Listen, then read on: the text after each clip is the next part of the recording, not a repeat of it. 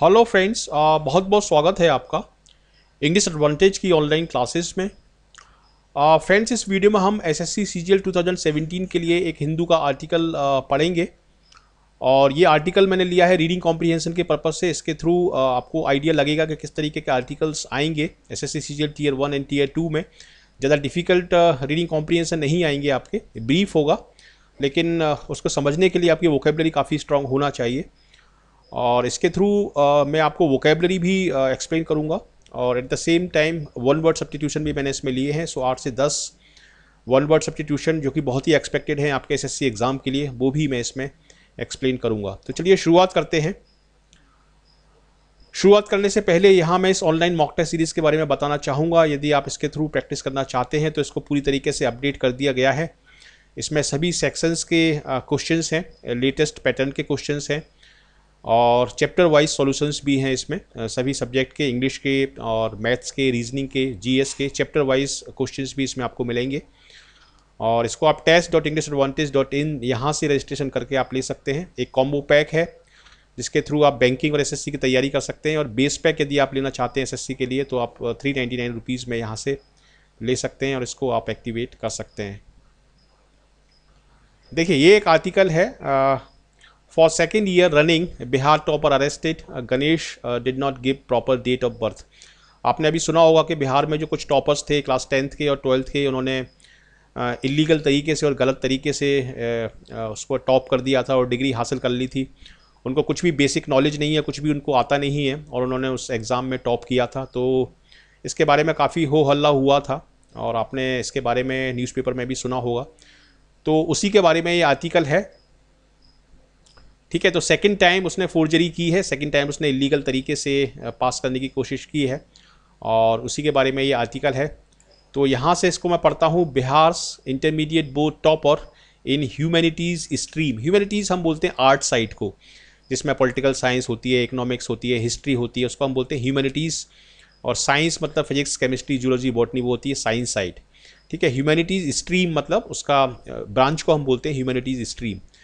तो बिहार का जो इंटरमीडिएट एग्ज़ाम का जो टॉपर है ह्यूमैनिटी स्ट्रीम का, आर्ट साइड का, Ganesh Kumar, was arrested on Friday, मतलब उसको अरेस्ट कर लिया गया। वॉज अरेस्टेड ऑन फ्राइडे, ये एक पैसिव वॉइस कंस्ट्रक्शन है। वॉज अरेस्टेड मतलब उसको अरेस्ट कर लिया गया on Friday after the Bihar school examination board, that is BSEB, cancelled his result. ठीक है, सबसे पहले बिहार स्कूल एग्जामिनेशन बोर्ड ने उसके रिजल्ट को कैंसिल कर दिया और उसके बाद उसको अरेस्ट कर लिया गया। तो दो पास्ट इंसिडेंट हम बता रहे हैं पास्ट में, तो इसके लिए दोनों ही टेंसेस में इसमें पास्ट टेंस का यूज़ किया गया है। Ganesh had got 82.6% in the board examination. Ganesh को 82.6% मार्क्स मिले थे, उसने पाए थे इतने मार्क्स बोर्ड एग्जामिनेशन में। Bihar intermediate topper in arts stream Ganesh Kumar's result has been cancelled with immediate effect. ठीक है, तो उसका रिजल्ट जो है वो तुरंत प्रभाव से कैंसिल कर दिया गया है। इसमें एक फ्रेज़ आया है, इसमें एक इडियम आया है, विद इमीडिएट इफेक्ट। ठीक है, विद इमीडिएट इफेक्ट। इसमें हम हमेशा इफेक्ट वर्ड का यूज़ करते हैं, अफेक्ट का नहीं। अफेक्ट से ये गलत हो जाएगा, और इसमें हम हमेशा विद लगाते हैं। विद इमीडिएट इफेक्ट मतलब तुरंत प्रभाव से उसके जो रिजल्ट है उसको कैंसिल कर दिया गया है। BSEB बोर्ड ने उसके रिजल्ट को कैंसिल कर दिया गया है। A case is also being registered against him. एक केस को उसके अगेंस्ट रजिस्टर किया जा रहा है। तो ये भी एक पैसिव वॉइस कंस्ट्रक्शन है। एक case is also being registered मतलब एक केस को उसके अगेंस्ट रजिस्टर किया जा रहा है। एंड द स्कूल अथॉरिटीज़, जो स्कूल की अथॉरिटीज़ हैं उनके अगेंस्ट और गणेश कुमार के अगेंस्ट एक केस रजिस्टर किया जा रहा है। Said BSEB chairman Anand Kishore. ठीक है, ये BSEB के चेयरमैन हैं। Earlier in the evening Mister Kishore had called Ganesh to the BSEB office for some queries. मतलब कुछ समय पहले मिस्टर किशोर ने गणेश को बुलाया था BSEB ऑफिस में कुछ क्वेरीज के लिए, कुछ क्वेश्चंस पूछने के लिए। बट लेटर मतलब बाद में he was arrested for fraud, लेकिन बाद में उसी ऑफिस में वहाँ पर उसको फ्रॉड करने के आरोप में गिरफ्तार कर लिया गया। ठीक है, Ganesh had allegedly forged his birth certificate. देखिए, यहाँ पर फोर्ज्ड जो है एक वर्ब है जिसका मतलब होता है इलीगल तरीके से डॉक्यूमेंट्स को कॉपी कर लेना या फोर्जरी करना, और उसके पहले लगा हुआ है अलेजिडली। अलेजिडली का मतलब है कि ऐसा माना जा रहा है, ऐसा रिपोर्ट किया जा रहा है। हो सकता है ये सही हो सकता है ये गलत हो, लेकिन अलेजिडली का मतलब है कि ऐसा रिपोर्ट किया जा रहा है।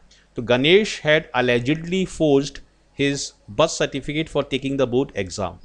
उसने अपना बर्थ सर्टिफिकेट को फोर्ज किया, कॉपी किया, उसमें चेंजेस किए और उसको फेक तरीके से तैयार किया, ऐसा उसके ऊपर आरोप लगा हुआ है। Ganesh has been arrested and he will be produced in a court tomorrow. Ganesh को अरेस्ट कर लिया गया है और उसको प्रोड्यूस किया जाएगा कोर्ट में। यहाँ पर प्रोड्यूस का मतलब ये नहीं है कि उसको क्रिएट किया जाएगा। प्रोड्यूस का मतलब है कि उसको प्रेजेंट किया जाएगा। ठीक है, प्रोड्यूस का मतलब है कि उसको वहाँ पर प्रेजेंट किया जाएगा कोर्ट में सबके सामने। सैड पटना एसएसपी मनु महाराज, ये पटना के एसएसपी हैं, उन्होंने कहा है कि उसको कोर्ट में कल पेश किया जाएगा। हाउएवर, फिर भी Ganesh appeared surprised and said he was not aware why he was being arrested। लेकिन गणेश थोड़ा सा सरप्राइज लगा, अचंभित लगा और उसको नहीं पता था, उसको अवेयरनेस नहीं थी कि उसको किस लिए अरेस्ट किया जा रहा है। I was called for some queries here but do not know why they arrested me। मुझको कुछ क्वेरीज़ के लिए अरेस्ट किया गया, मुझको कुछ क्वेरीज़ के लिए यहाँ पर बुलाया गया, लेकिन मुझे ये नहीं पता कि मुझे क्यों अरेस्ट किया गया।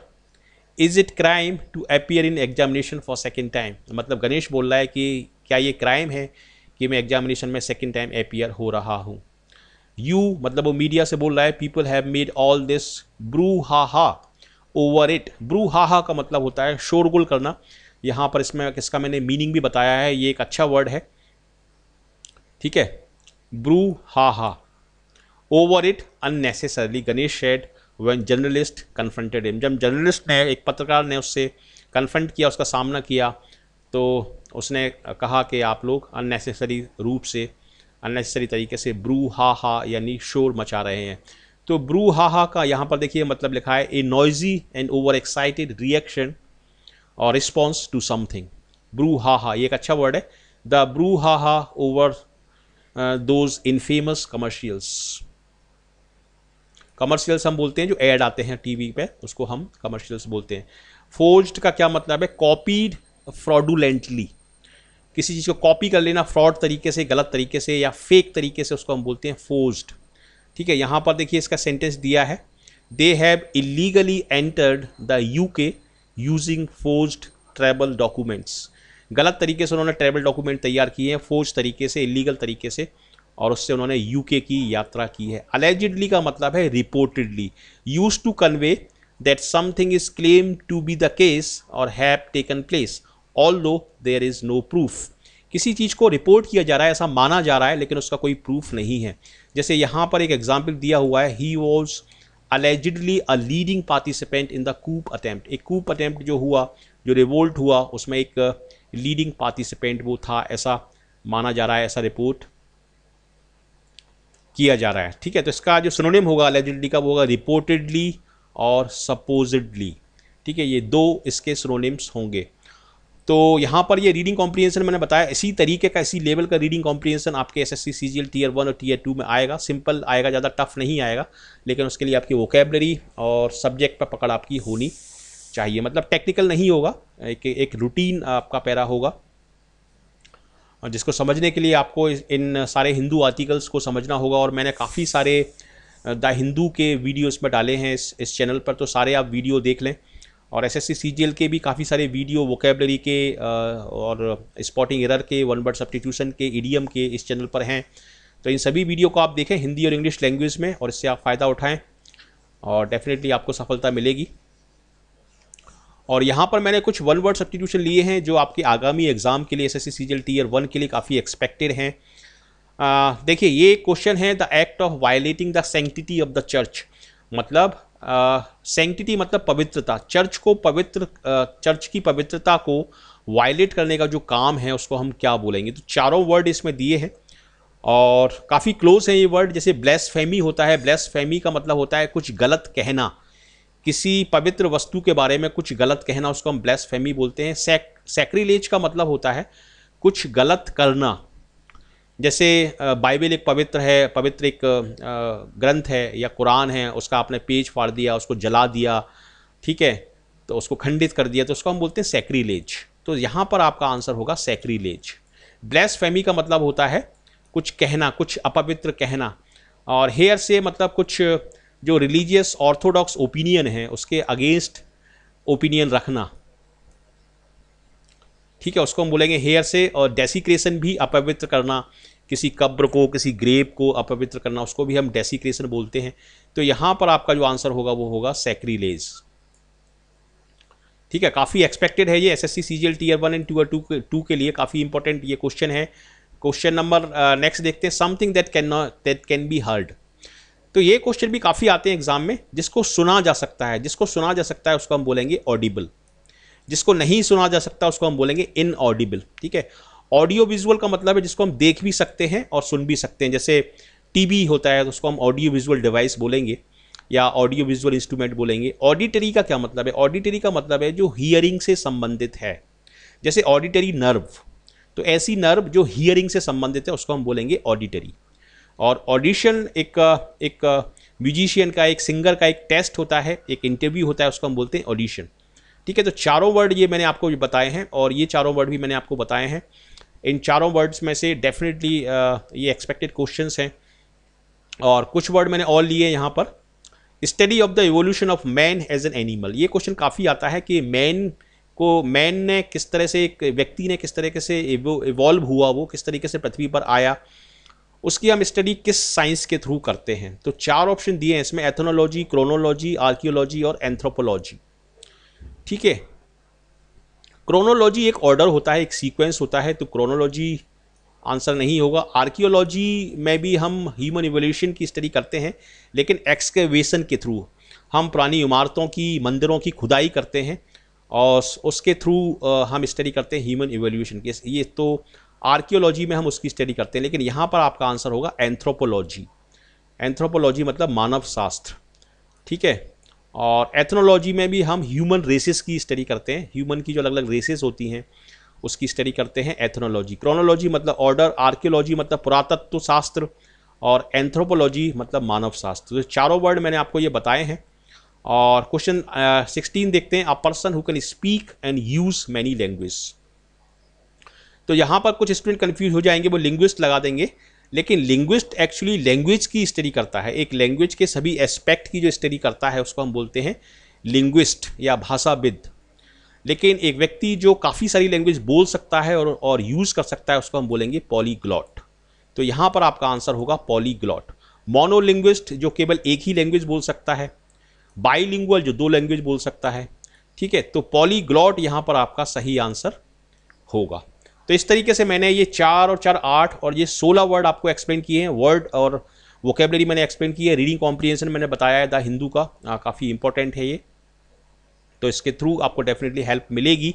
और इसी का इंग्लिश वर्जन भी मैं अपलोड करूँगा इसी चैनल पर, तो उसको भी आप देख पाएंगे। और ये है मेरी डिटेल्स, इनके थ्रू आप मुझसे कांटेक्ट कर सकते हैं। और एक ये फेसबुक पर इंग्लिश एडवांटेज ग्रुप है, इसको आप ज़रूर ज्वाइन करें।